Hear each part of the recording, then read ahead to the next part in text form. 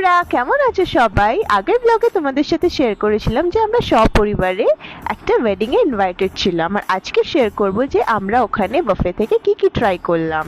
এখানে নানান রকমের কুইজিনের কাউন্টার ছিল, বাট আমরা ফার্স্টে ফুচকা ট্রাই করলাম আর তারপর নিয়ে নিয়েছিলাম এই চাটটা।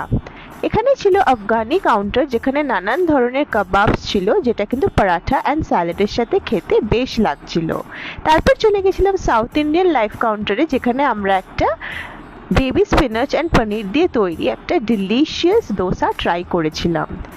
আর তারপরে দেখতে পাচ্ছ এখানে ছিল ব্ল্যাক এক্সোটিক ডিমসামস। আর এখানে ছিল ইটালিয়ান কাউন্টার, যেখানে কিন্তু পাস্তা তৈরি হচ্ছিল। আর আমার ফেভারিট মঙ্গোলিয়ান কাউন্টার থাকবে আর আমি কিছু ট্রাই করব না, সেটা হতেই পারে না।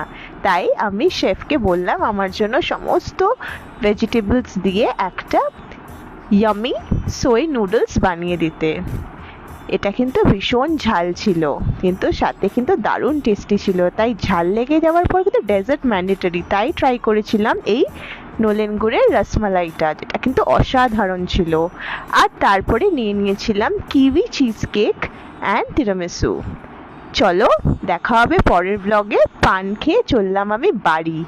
আর এই ব্লগটি যদি ভালো লেগে থাকে তাহলে কিন্তু লাইক, শেয়ার অ্যান্ড ফলো করতে ভুলো না। বাই।